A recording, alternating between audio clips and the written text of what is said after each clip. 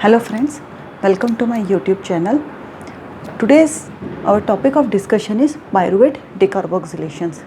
Up till now we had seen during the process of glycolysis, one glucose molecules will convert into two pyruvate molecules. Like glucose, it is a 6 carbon compound and pyruvate is a 3 carbon compound. So from one glucose molecules we will get a 2 pyruvate molecule which is a 3 carbon compound, right? This step, this pathway, that is glycolysis pathway, takes place in the cytoplasm of the cells, right? Because all the enzymes required for the glycolysis pathway, those enzymes are present in the cytoplasm. After that, this pyruvate, it depends upon the two situations. If the mitochondria is present inside the cell and if enough of oxygen is available, right? That is aerobic condition.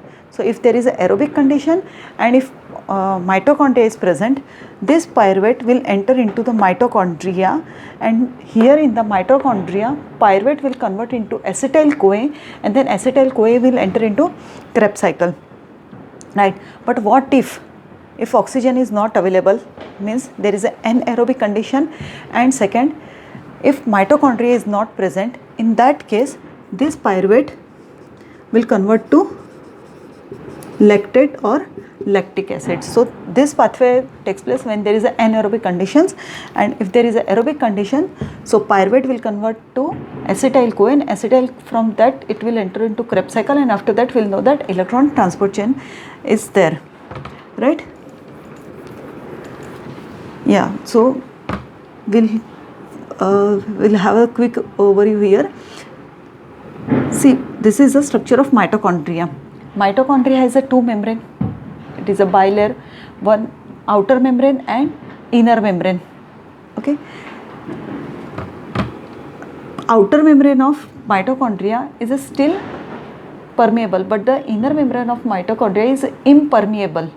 It is more impermeable comparatively as compared to outer membrane. Inner membrane is more impermeable, but still both the membrane cannot allow the simple diffusion of pyruvate into the matrix, into the inside of mitochondria. Why? Because the pyruvate is a polar in nature. So therefore it cannot enter into the matrix of mitochondria via simple diffusions.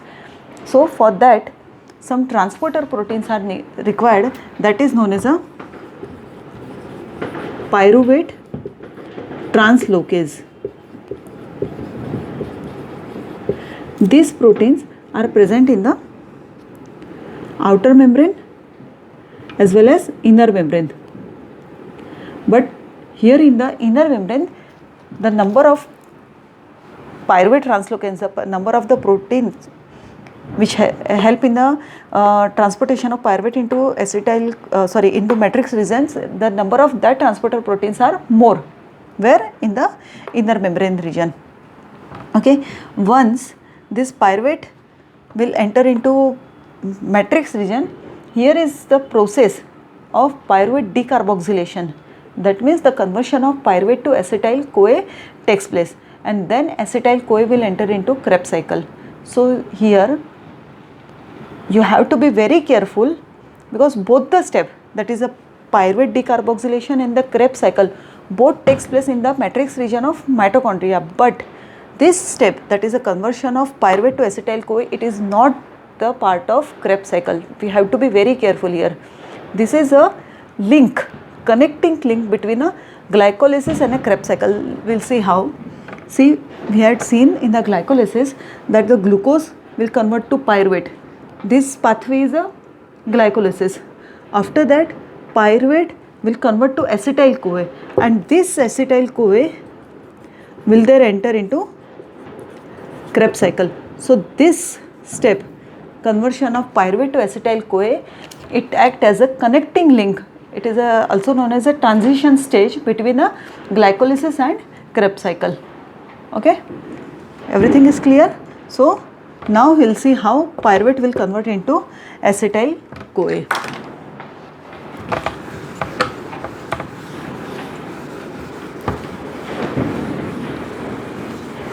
There are multiple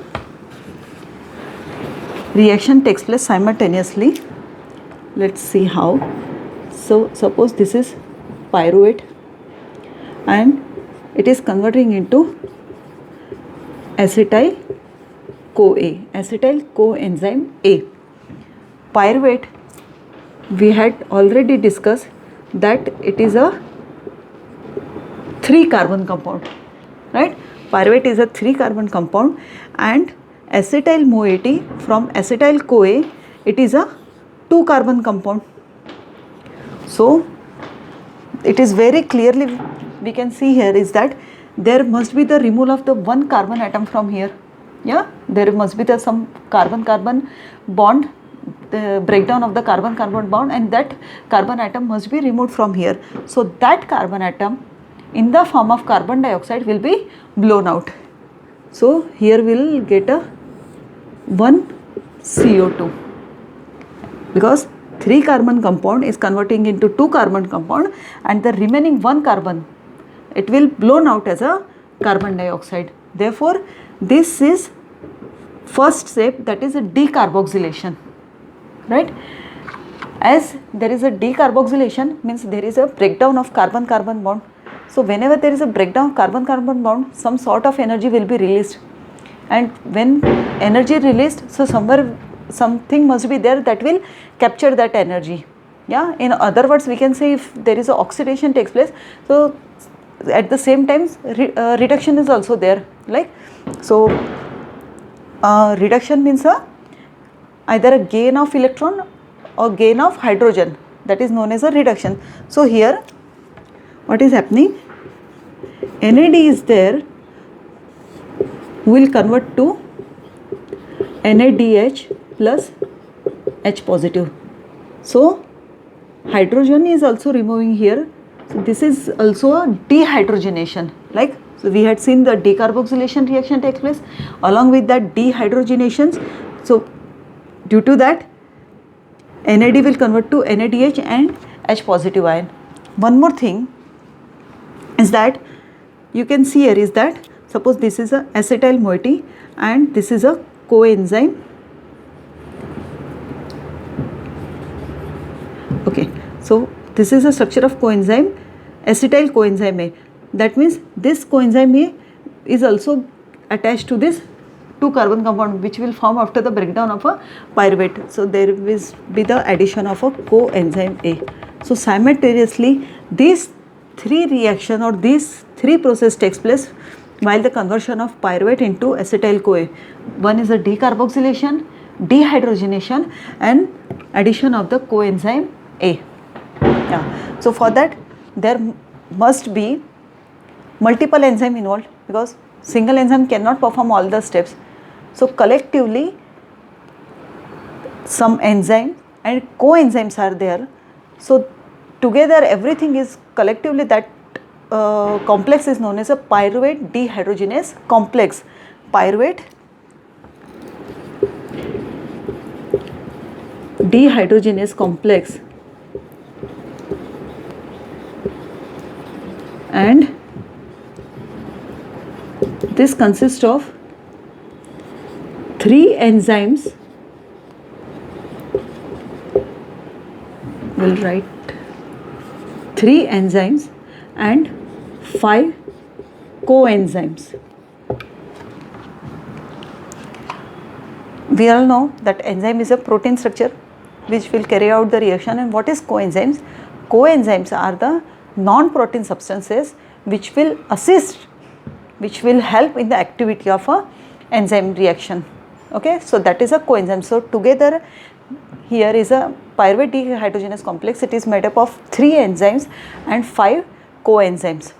Okay, so let us see the detailed step and all the enzymes. Yeah, so before that, to make things easy, let us consider one example like pyruvate. He is undergoing in the makeover process. Yeah, he is going to some salon, and in the salon first he is getting haircut done, then he is getting designer dress, and then maybe trimming of his nail. Yeah, so he is going to 3 different section in a salon. Yeah, and in the salon some assistants are there which will escort him from one section to another section, right? If you understand this, you will very quickly understand the reaction of pyruvate dehydrogenase. I am again repeating it like pyruvate is going to some salon.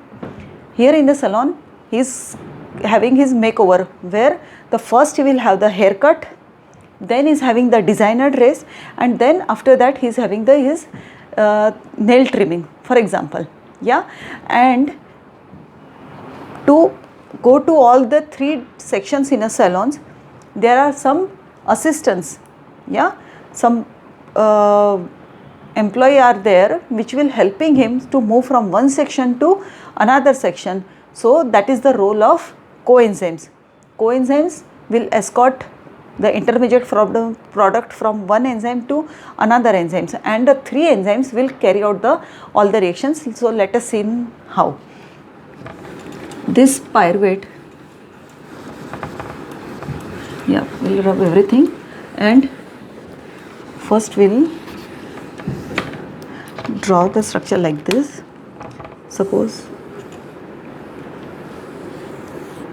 this is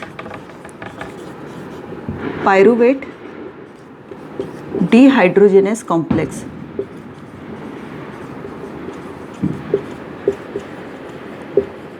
Okay, this pyruvate dehydrogenase complex, it has 3 enzymes.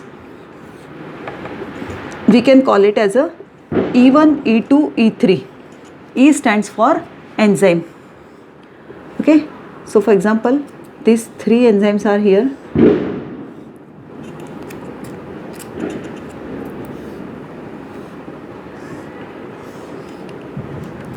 We can write it as a E1, E2 and E3. The name of E1 is pyruvate decarboxylase.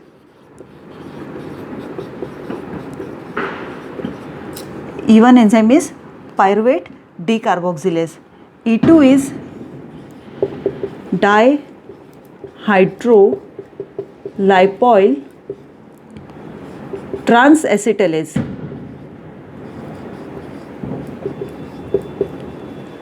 And E3 is dihydrolipoyl dehydrogenase.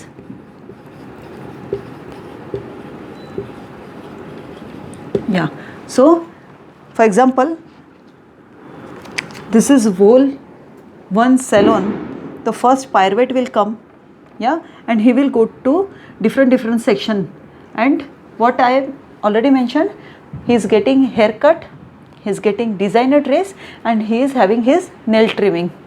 Okay, so let us see how these 3 enzymes work here. Yeah, before that, total there are 3 enzymes and 5 coenzymes. So let us see how these 5 coenzymes are present. E1 has a 1 coenzymes, that is thiamine pyrophosphate. Thiamine pyrophosphate. E2 has 2 coenzymes. One is lipoic acid and another is a coenzyme A. 2 coenzymes. E1 has a 1, E2 has a 2, and E3 also has a 2. Those are FAD and NAD+.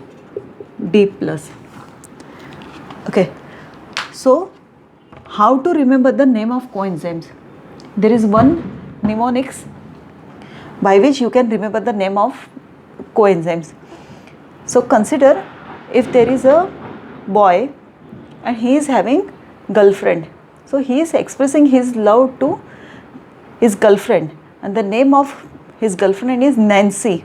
So how he is describing his quality, that I am very trustworthy, loving, caring,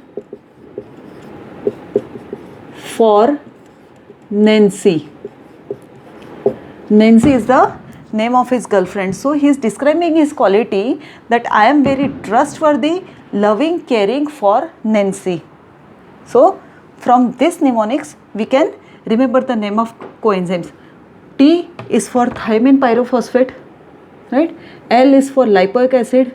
C is for coenzyme A. F is for FAD and N is for NAD plus. So trustworthy, loving, caring for Nancy. Using this mnemonics we can write we can remember the name of 5 coenzyme. Clear? Yeah. So now let us see all the steps one by one. First, pyruvate molecules will come here. Pyruvate is a 3 carbon compound, right? Here first enzymes will come into action, that is pyruvate decarboxylase. What pyruvate decarboxylase will do? It will break one carbon-carbon bond and that one carbon molecule will blown out in the form of carbon dioxide. So we will left here with a 2 carbon compound, right? 2 carbon compound. Now that means we had already discussed he is going to salon. For example, here in the first section he got his haircut done. Yeah. Next will come the designer section where he is getting his designer clothes. Yeah. So how he will go from one sections to another sections with the help of thymine pyrophosphate. Yeah. This will help this 2 carbon compound to move from these sections to from enzyme 1 to enzyme 2. How? See, suppose this is thymine pyrophosphate. So thymine, this 2 carbon compound will come here, it will attach to thymine pyrophosphate, and here we have for our understanding we have written in a with a distance, but actually all the enzymes are in the close proximity. So from thymine pyrophosphate this 2 carbon compound will transfer to lipoic acid. Yeah. So they are transferring him to lipoic acid. Yeah. So for example we will denote lipoic acid like LSS. Okay. Now what will happen here? He is getting his designer trace. Yeah, so designer trace in the form of coenzyme A. For example, this is a acetyl moiety. So acetyl moiety will have a coenzyme A will attach here. So suppose this is a coenzyme A. After that, this acetyl CoA will release into the matrix, but when it gets detached from lipoic acid will retain its 2 hydrogen atoms. So earlier it was LSS, so then it will become LSH. There is a removal of 2 hydrogen atoms. So it comes the third sections where he is getting his nail trimming, right? So first is haircut, second he is getting designer dress, and the third is like a nail trimming. So for all these 3 enzymes and 5 coenzymes are working. If we talk about this reaction, so first there is a decarboxylation reaction. After that acetyl moiety will attach to coenzyme A, and after that dehydrogenation reaction takes place where we will get NAD. We will see that step now. So first what I have mentioned here, so suppose this is LSH, 2 hydrogen atoms will be removed, and this acetyl CoA then will release into matrix, and these 2 hydrogen atoms will then transfer to FAD, right? Third enzymes will come into action. So FAD will convert into FADH2 and after that these two hydrogen atoms that will be transferred to NAD, and then suppose these hydrogens, then it will transfer to NAD, so NAD will convert into NADH plus H positive ion. So this is the complete step of pyruvate decarboxylations. 3 enzymes, 5 coenzymes. Enzyme 1 has a 1 coenzyme, that is thiamine pyrophosphate. Enzyme 2 has a lipoic acid and coenzyme 9, and enzyme 3 has a 2 coenzymes, that is FAD and NAD. First pyruvate molecules, which is a 3 carbon compound, will come to first enzymes. Here the decarboxylation reaction takes place. 1 carbon atoms will be blown out in the form of carbon dioxide. This 2 carbon compound will then transfer to thiamine pyrophosphate. Thiamine pyrophosphate will then escort this 2 carbon compound to enzyme 1, from enzyme 1 to enzyme 2. So this will bind on the lipoic acid, right? After that coenzyme A will attach to this acetyl moiety, so we will get acetyl CoA that will release into matrix. But when acetyl coenzyme A will release in the matrix, it will return this lipoic acid will remove 2 hydrogen atoms from it, and then those 2 hydrogen atoms will be transferred to FAD. So FAD will convert to FADH2, and from FADH2 this 2 hydrogen atom will transfer to NAD, and will get NADH from NAD, right? NADH and H positive ion. Everything is clear here, right? So now one thing you can see is that how vitamin B complex is very important here, because these coenzymes, out of this coenzyme, see this is thiamine pyrophosphate, so thiamine will come here. This will coenzyme A will form from pentothenic acid. Here is a riboflavin and niacin. So 4 vitamins are utilized here from vitamin B complex. So if there is a severe deficiency of vitamin B complex, or if we take the example of, suppose if there is a severe thiamine deficiency, so there is a very serious neurological condition takes place. For example, if the nerve cell, if the